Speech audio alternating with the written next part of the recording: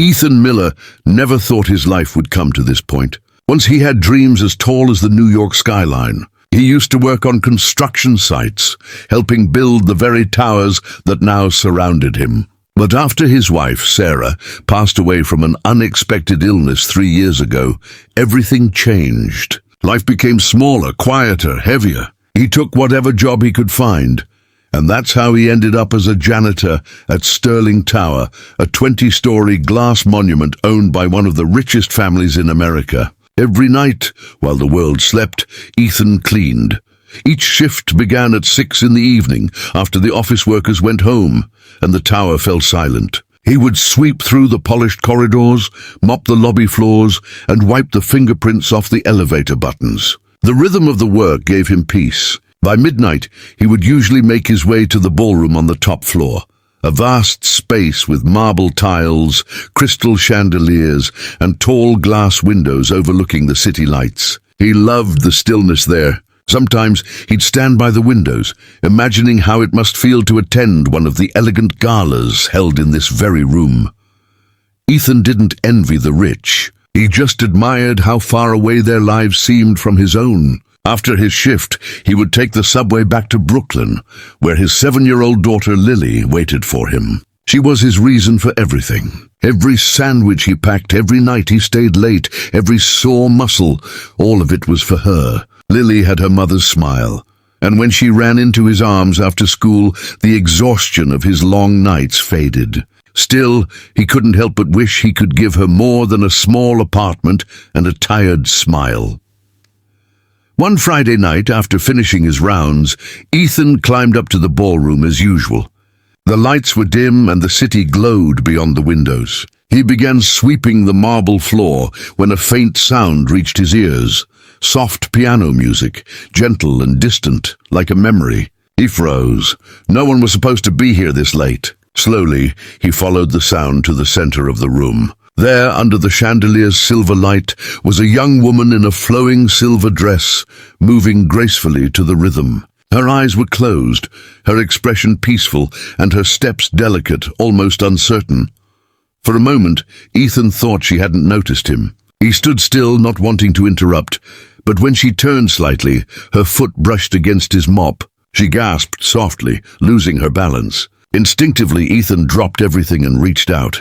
"I'm sorry," he said, steadying her by the arm. "I didn't mean to startle you." She smiled faintly, her voice calm and gentle. "You didn't. I just didn't realize someone else was here." Ethan took a closer look at her. Her eyes didn't quite meet his. They looked distant, unfocused, but full of warmth. "I usually come here when it's quiet," she said softly. "It's one of the few places where I can feel free." Her words carried a quiet sadness that Ethan didn't fully understand. He hesitated before asking, "You work here?" She shook her head slightly. "Not exactly. My father owns this place." "I'm Emma Sterling." Ethan's heart skipped. The CEO's daughter. He had heard of her, though never seen her. Rumor among the staff said she had gone blind after an accident a few years back. He didn't know if it was true until now. "I'm Ethan," he said finally. "The janitor." She smiled at the simplicity of his introduction. "Nice to meet you, Ethan, the janitor."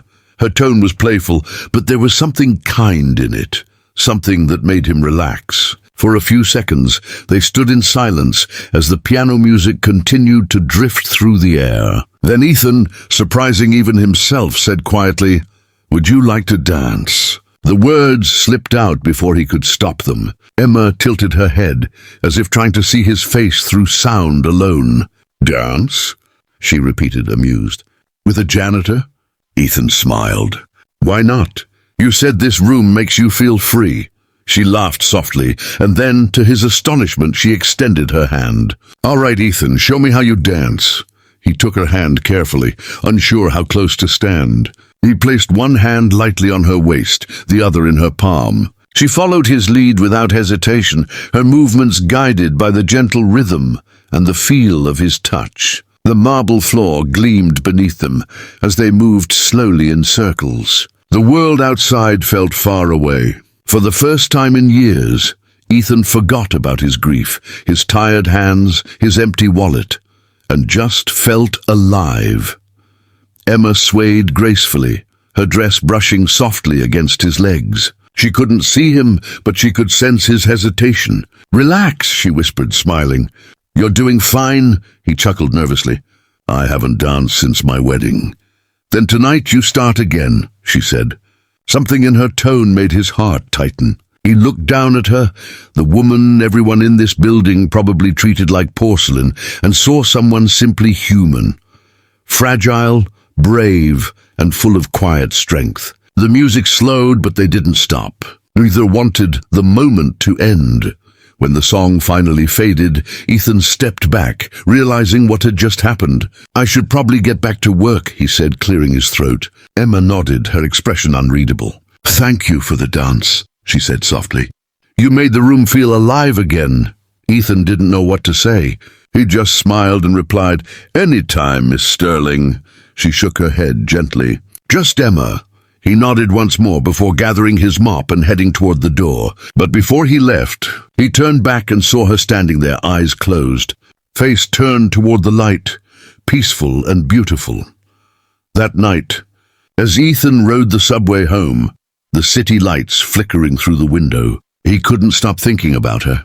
The way she smiled, the way she trusted him, a stranger without hesitation. He thought about how two lives so different could share a moment that felt so natural, so real. He didn't know if he'd ever see her again. Maybe it was just a fleeting miracle, a memory meant to fade. But something inside him whispered that this wasn't the end, that somehow that dance had changed something, not just for her but for him too.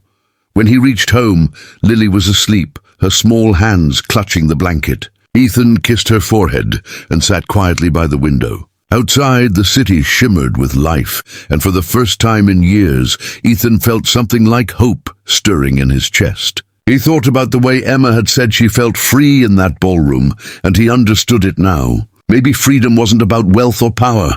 Maybe it was about moments like that, unexpected, imperfect, and real. And though he didn't know what fate had in store, one thing was certain. That night, everything began to change.